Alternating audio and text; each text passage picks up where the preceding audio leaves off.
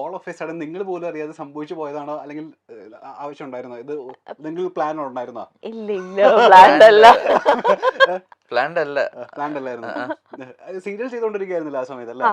അപ്പൊ ഈ സീരിയലിന്റെ ഷൂട്ടൊക്കെ ആയപ്പോഴേക്കും കുറച്ച് പ്രോബ്ലം വയറൊക്കെ വന്ന് ആയിരുന്നു. തുടങ്ങിയില്ലേ? ഫസ്റ്റ് മന്തിൽ തന്നെ ഞാൻ സീരിയലിന്റെ ഷൂട്ട് ചെയ്തു.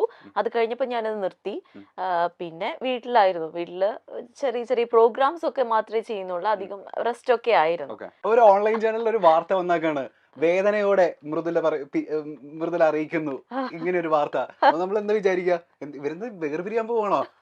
ഉള്ളടക്കം നോക്കുന്ന സമയത്ത് ഇല്ല, ഇനി അടുത്തൊരു കുട്ടി അടുത്തൊന്നുമില്ല, അതിനാണ്. അതെ അതെ അതെ അതെ ആ വാർത്ത കണ്ടിരുന്നോ? അതെ. തലക്കെട്ടിതാ, വേദനയോടെ മൃദുല പറയുകയാണ് ഇനി അത് ഇല്ല. എല്ലാം നിർത്തിയിട്ട് പോകുന്നു അങ്ങനെ കണ്ടോ പറഞ്ഞു, ഞാൻ കണ്ടായിരുന്നു അത്. കണ്ടിരുന്നു ആ, അല്ലേ? അപ്പൊ കഴിഞ്ഞ ദിവസം നമ്മള് സാനിഫിനെയും അതുപോലെ തന്നെ മറിയ ഷെൽജിനെയും ഇന്റർവ്യൂ ചെയ്തിരുന്നു, നിങ്ങളുടെ കൊളീഗിനെ. അപ്പൊ സാനിഫ് പറഞ്ഞൊരു കാര്യമുണ്ട്. അതായത് പണ്ടൊക്കെ ഈ യുവാകൃഷ്ണ എന്ന് പറഞ്ഞു കഴിഞ്ഞാലേ ഞങ്ങൾ പറയുമായിരുന്നു, ആദ്യം ഷൂട്ടിന്റെ സമയത്തൊക്കെ ഞങ്ങള് കൊളീഗ്സിനോട് പറയുന്നത് എന്തോ ഒരു ജാടയാണ് അയാള്. അയാള് ഭയങ്കര ജാട, എനിക്ക് അയാളോട് വലിയ താല്പര്യമൊന്നുമില്ല. പിന്നീട് അയാൾ പറയാണ് അത്രയും പാവമായിട്ടുള്ള ഒരു മനുഷ്യൻ വേറെ ജാട എന്താന്ന് പോലും അദ്ദേഹത്തിനില്ല. അതായത് തുടക്കത്തില് കാണുമ്പോൾ എല്ലാവരും വിചാരിക്കും ഭയങ്കര ആറ്റിറ്റ്യൂഡാണ്, ഭയങ്കര ഫെയർ ആണ്, പ്രശ്നമാണെന്ന്. പക്ഷെ അല്ല, അയാൾ ഭയങ്കര കൂളായിട്ടുള്ള ഭയങ്കര സൗഹൃദമുള്ള ഒരു ആളാണ്. എല്ലാവർക്കും ഇങ്ങനെ ഒരു മിസ്ജഡ്ജ്മെന്റ് ഉണ്ടാവാറുണ്ടോ? എല്ലാവർക്കും ഉണ്ടാവാറുള്ള തെറ്റിദ്ധാരണ. പക്ഷെ വാ തുറന്നാ പോയി, വാ തുറന്നാ അങ്ങനെ പറയത്തില്ല. കാര്യം ഞാൻ ഒരാളുടെ അടുത്ത് മിങ്കിൾ ആവാനായിട്ട് കുറച്ച് ടൈം എടുക്കും. പക്ഷെ മിങ്കിൾ ആയി കഴിഞ്ഞാൽ കംഫർട്ടബിൾ ആണ്. അപ്പൊ ഈ മിങ്കിൾ ആവുന്ന വരെയുള്ള ടൈമില് ഞാൻ അവരെ നോക്കില്ല, ശ്രദ്ധിക്കില്ല, ഞാൻ എൻ്റെ കാര്യം നോക്കിയിരിക്കും. അപ്പം ഓൾമോസ്റ്റ് ഉണ്ടാവാൻ സാധ്യതയുള്ളൊരു ഇംപ്രഷൻ എന്ന് പറയുന്നത് ജാടത്തിണ്ടിയാണ് എന്നുള്ളതാണ്. താങ്കൾക്കുണ്ടായ ഒരു ഇംപ്രഷൻ എന്താ കല്യാണത്തിന് മുൻപ്, ഇദ്ദേഹത്തെ പരിചയപ്പെടുന്നതിന് മുൻപായിട്ട്? പരിചയപ്പെടുന്നതിനാണ് നല്ലൊരു സുന്ദരൻ, കാണാൻ കൊള്ളാം. പിന്നെ എന്റെ ബ്രോ ആയിരുന്നു ഇദ്ദേഹം. ഓക്കെ, ബ്രോ എന്നാ ഞാൻ വിളിച്ചോണ്ടിരുന്നത്. മെസ്സേജ് ഒക്കെ അയക്കുന്ന ബ്രോ സുഖാണ്, എന്തൊക്കെയുണ്ട് വിശേഷം, അങ്ങനെ ആയിരുന്നു. പിന്നെ ഇത് ആക്ച്വലി അറേഞ്ച് താങ്കളുടെ ഉള്ളില് ഇവരുടെ ഒരു പരിങ്ങലുണ്ടായിരുന്നോ? ഇല്ല, ആക്ച്വലി നമ്മൾ ഫസ്റ്റ് സംസാരിക്കുന്ന സമയത്ത് കല്യാണം കഴിക്കണം എന്നുള്ള പ്ലാനൊന്നും ഇല്ല. നമ്മൾ എന്താ പറയുക, ഒരു ഫംഗ്ഷനിൽ വെച്ച് കാണുന്നു, പരിചയപ്പെടുന്നു, ഓക്കെ. അതിനുശേഷം പിന്നെ വല്ലപ്പോഴും ഹായ് ബൈ മെസ്സേജ് അയക്കും, അത്രേ ഉള്ളൂ. അപ്പം ആ സമയത്ത് എനിക്ക് വലിയ ബ്രോ എന്ന് വിളിക്കുന്നത് ഓൾമോസ്റ്റ് എല്ലാവരും അങ്ങനെയാണ് വിളിക്കാറ്. അപ്പം അതുകൊണ്ട് എനിക്ക് വലിയ ഇതൊന്നും തോന്നിയിരുന്നില്ല. പിന്നെ ഈ കല്യാണ ആലോചനകളൊക്കെ വരുന്നു, ഭയങ്കരമായിട്ട് വീട്ടുകാർ ആലോചിക്കുന്നു. അപ്പോൾ എനിക്ക് എൻ്റെ ഒരു കൺസെപ്റ്റിലാണെന്നുണ്ടെങ്കിൽ ആരെങ്കിലും കല്യാണം കഴിക്കുന്നതിനോട് താല്പര്യമില്ല. നമുക്ക് അത്യാവശ്യം കുറച്ചെങ്കിലും അറിയാവുന്ന ഒരാളായിരിക്കണം, എന്നാലേ അവരുമായിട്ട് നമ്മൾ ഒത്തുപോകുന്നു നമുക്ക് ജഡ്ജ് ചെയ്യാൻ പറ്റുള്ളൂ. അതോടൊപ്പം തന്നെ അത്യാവശ്യം കുറച്ച് ടാലന്റ് ഉള്ള ഒരാളായിരിക്കണം എന്ന് എനിക്ക് നിർബന്ധമുണ്ട്. അതായത് ഇൻഡസ്ട്രിയിൽ നിന്ന് തന്നെ ഒരു ആളായി കഴിഞ്ഞാൽ നല്ലത് എന്നൊരു തോന്നലുണ്ടായിരുന്നു. പക്ഷെ ആ തോന്നൽ ആദ്യം തന്നെ അടിച്ചമർത്തപ്പെടുകയായിരുന്നു. എൻ്റെ കൂടെയുള്ള കൊളീഗ്സ് എല്ലാവരും പറഞ്ഞു, ഒരിക്കലും നീ ഇൻഡസ്ട്രിയിൽ നിന്ന് ഒരു പെൺകുട്ടീനെ കല്യാണം കഴിക്കരുത്. കല്യാണം കഴിച്ച് കഴിഞ്ഞാൽ ഈഗോ ഉണ്ടാവും, ഡിവോഴ്സ് ആവും. അതുകൊണ്ട് ഡിവോഴ്സ് ആണ് അതിന്റെ അവസാനം, അല്ലാതെ വേറെ ഒന്നും നോക്കേണ്ട ആവശ്യമില്ല. നീ പുറത്തുനിന്ന് ഒരു കുട്ടീനെ നോക്കുന്നതാണ് നല്ലത്. ഓൾമോസ്റ്റ് എല്ലാവരും അത് തന്നെയാണ് പറയാറ്. കാര്യം എന്ന് വെച്ച് കഴിഞ്ഞാൽ കാണുന്ന ന്യൂസസും എല്ലാം അതുപോലെ ആയതുകൊണ്ട് എല്ലായിടത്തും ഈ ഡിവോഴ്സ് ഉണ്ട്. പക്ഷെ ഇത് ഇൻഡസ്ട്രിയിൽ നിൽക്കുന്ന ആൾക്കാർ കുറച്ചൊരു ഫെയിം ഉള്ളത് കൊണ്ട് ബാക്കിയുള്ളവരിലേക്ക് അറിയുന്നു, അത്രേ ഉള്ളൂ വ്യത്യാസം. അപ്പൊ എനിക്ക് ആ കൺസെപ്റ്റിനോട് എനിക്ക് യോജിക്കാൻ പറ്റിയിട്ടില്ല. നമുക്ക് വേവ് ലെങ്ത് ഉള്ള ഒരാളെ കിട്ടിക്കഴിഞ്ഞു കഴിഞ്ഞാൽ അയാൾ സെയിം ഇൻഡസ്ട്രി ആണോ അല്ലയോ എന്നുള്ളത് ബാധകമല്ല. ഈഗോ ഒക്കെ നമുക്ക് അഡ്ജസ്റ്റ് ചെയ്ത് കൊണ്ടുപോകുന്നതേ ഉള്ളൂ. അപ്പൊ അതുപോലെ തന്നെ ഇങ്ങനെ സംഭവിച്ചു പോകുന്നുണ്ട് ഇപ്പൊ.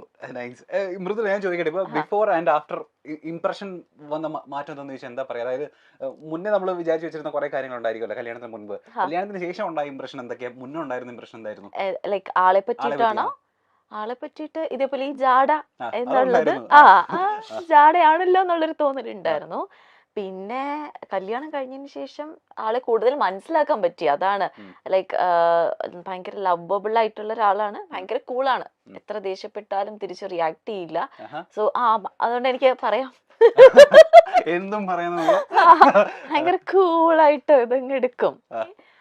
അതൊക്കെ തന്നെയാണ് ആക്ച്വലി കൂടുതൽ മനസ്സിലാക്കാൻ പറ്റി. മറ്റേ ജാഡ എന്നുള്ള ആ ഒരു ഇംപ്രഷൻ മാറിയിട്ട് അതല്ല ക്യാരക്ടർ എന്നുള്ളത് മനസ്സിലായി. അണ്ടർസ്റ്റാൻഡിങ് പീപ്പിൾ ആയി നിങ്ങൾ. ഇപ്പൊ മൃദുലേനെ ഈ പറയുന്ന പോലെ യുവേനെ നമുക്ക് എല്ലാവർക്കും ഇഷ്ടമായി തുടങ്ങിയതുണ്ടല്ലോ സ്റ്റാർ മാജിക്കിന് വന്നതിന് ശേഷമാണ്. നിങ്ങളുടെ പേഴ്സണാലിറ്റി എന്താണെന്നും ഒക്കെ മനസ്സിലായത് നമുക്ക് അങ്ങനെയല്ലേ അതെ, അതെ, നിങ്ങളുടെ ടാലന്റ് എന്താണെന്നും ഞാൻ ഇപ്പൊ യൂട്യൂബിൽ നോക്കിയപ്പോൾ ഒരു വീഡിയോന് ഒരു പെർട്ടിക്കുലർ വീഡിയോന് മൃദുലയുടെ പെർഫോമൻസ് ഉള്ള ഒരു വീഡിയോന് 8.3 മില്യൺ വ്യൂസ് പോയേക്കുന്ന വീഡിയോ. അതെ അതായത് എനിക്ക് തോന്നുന്നു ഏറ്റവും കൂടുതൽ വ്യൂസ് പോയത് സ്റ്റാർ മാജിക്കിന്റെ ആ പെർട്ടിക്കുലർ വീഡിയോനായിരിക്കും. അതെ അതെ അതെ അതെ സ്റ്റാർ മാജിക്കിന്റെ ഒരു റെക്കോർഡ് തകർത്ത നായികയാണ്. യുവ മോശമല്ല, പിന്നീടാണ് യുവയ്ക്കും ഇങ്ങനെ ഒരു കഴിവുണ്ട്. മെയ്ഡ് ഫോർ ഈച്ച് തരാണ് മിമിക്രി. ഇവർ രണ്ടുപേരും തോളോട് തോള് നിൽക്കുന്ന കപ്പിളാണെന്ന് നമ്മൾ പിന്നീടാണ്. ഇപ്പോഴേ ഞാൻ ചെറിയൊരു ടാസ്ക് തന്നു കഴിഞ്ഞാൽ ആരെങ്കിലും നമ്മളുടെ വീഡിയോ ഒന്ന് മില്യൺ അടിക്കാൻ വേണ്ടിട്ട് ഒന്ന് അയ്യോ ആരെയൊക്കെ നമുക്ക് ചെയ്യാൻ പറ്റും. ഇപ്പൊ ഈ പറഞ്ഞ പോലെ സ്റ്റാർ മാജിക്കിൽ വന്നതിന് ശേഷം ഒരുപാട് പേർക്ക് ഇപ്പൊ ഫാൻ ഫോളോയിങ്സ് കൂടിയിട്ടുണ്ട്. ഇപ്പൊ അനു ആയിക്കോട്ടെ, ലക്ഷ്മി നക്ഷത്ര ആയിക്കോട്ടെ, ബിനു അടിവാലി ആയിക്കോട്ടെ. ആരാണ് ആദ്യം അനുവിനെ ഈ പറയുന്ന ഈ മൊമെന്റിൽ നമുക്ക് ഇത് കാണിക്കാൻ പറ്റുമോ? ചെയ്യാം. ഷുവർ. ഇത് ഞാൻ തനു. ഓക്കെ. എന്തിരടി നീ പറയണത്? കുറെ നേരമായിട്ട് ഞാൻ നോക്കുന്നുണ്ടടി. നീ നീ നീ ഇത് കണ്ട, ഈ ഫോട്ടോ നീ കണ്ട? അയ്യോ എന്ത് നല്ല രസമുണ്ടല്ലേ, ഞാൻ അപ്പോഴേ പറഞ്ഞതാണ്. ഓ എനിക്ക് വയ്യ. എന്നെ കൊള്ളാമോടി, നീ പറ. ഈ ഉടുപ്പ് കൊള്ളാമോടി, പറയടി. കുഴപ്പമൊന്നും ഇല്ലല്ലോ അല്ലേ? ഇതെന്തോന്ന്, നിന്റെ ലിപ്സ്റ്റിക് എന്തോന്ന്? കൊള്ളില്ല. കൊള്ളാല്ലേ? ഏതാണ് ഇതുപോലെയൊക്കെ തന്നെയാണ് ഫ്രെയിമിൽ നമ്മള് അനുവിനെ കാണുന്നതല്ലേ? അതിന് ഈ പറഞ്ഞ ഇതൊന്നുമില്ല, ഫേക്ക്നെസ് ഒന്നുമില്ല. ആളെങ്ങനെയാണോ അതുപോലെ തന്നെ ബിഹേവ് ചെയ്യും. ചേട്ടന്റെ അങ്ങോട്ടേക്ക് ഒന്ന് പ്ലേറ്റ് മാറ്റാണ്. ചേട്ടൻ ഈ പറയുന്ന പോലെ ബിനു അടിമാലിനെ അവതരിപ്പിക്കുന്ന കണ്ട സമയം നമ്മൾ ഞെട്ടിപ്പോയിട്ടുണ്ടായിരുന്നു. കോളേജിലെ അത്യാവശ്യം മിമിക്രി ഒക്കെ ചെയ്യുന്ന ആളായിരുന്നോ? കോളേജിൽ ഡിഗ്രിക്ക് പഠിച്ചുകൊണ്ടിരുന്ന സമയത്ത് ഇതേപോലെ കോമ്പറ്റീഷൻ, കോളേജ് ലെവലിലുള്ള കോമ്പറ്റീഷൻ, ആർട്സ് ഫെസ്റ്റിനൊക്കെ ചെയ്യുമായിരുന്നു. പ്രൈസ് വാങ്ങിക്കുമായിരുന്നു. ഇതറിയായിരുന്നോ? കല്യാണത്തിന് മുന്നേ അറിയാം. അന്ന് അവതരിപ്പിച്ചപ്പോഴാണ് ആദ്യമായിട്ട് അറിയുന്നത്. ആണല്ലേ? ഓ ചേട്ടാ. ഓക്കെ. അതിനുശേഷം പിന്നെ പ്രാക്ടീസ് അങ്ങനെയൊന്നും ഇല്ലായിരുന്നു. അന്ന് എന്തോ അങ്ങനെ തോന്നി, കുറച്ച് സൗണ്ടുകളൊക്കെ ചെയ്തപ്പോൾ ഓക്കെ ആയിട്ട് തോന്നി. അങ്ങനെ പിന്നെ കയറി പെർഫോം ചെയ്തതാണ്. അപ്പൊ ഞാൻ ചോദിക്കട്ടെ, മിമിക്രി ഉണ്ട്, മാജിക് ഉണ്ട്, മെന്റലിസം ഉണ്ട്, ഡാൻസ് ഉണ്ട്, പാട്ടുണ്ടെന്ന് ആരും പറയുന്നത്? പാട്ടുണ്ട്.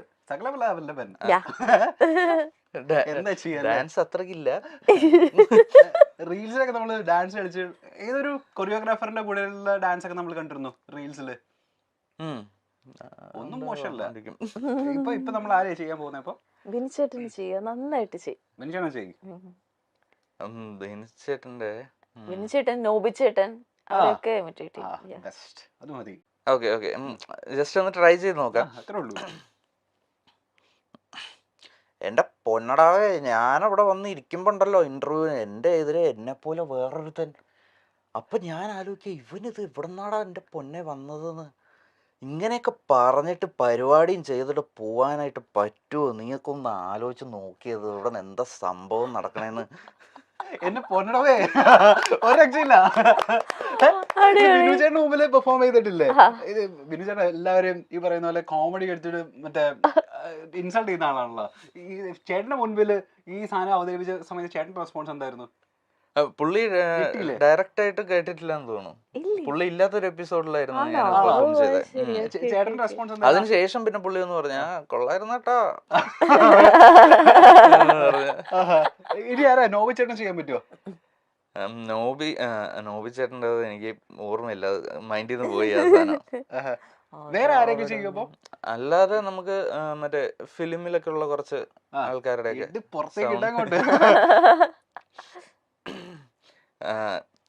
ഞാൻ സ്ഥിരം പണ്ട് കോളേജിൽ ചെയ്തിട്ടുണ്ടിരുന്ന സാധനങ്ങളൊക്കെ തന്നെ. കൊച്ചിൻ ഹനീഫയും ജനാർദ്ദനും തമ്മിലുള്ളൊരു ഡയലോഗ്, ആസനെ അർദ്ധം ഷക്കീല പെറ്റി ഇരട്ടാന്ന് കേട്ടത് പോയാലോ? ഓ നീ തങ്കപ്പനല്ലടാ പൊന്നപ്പനാ. അത് കൊള്ളാം.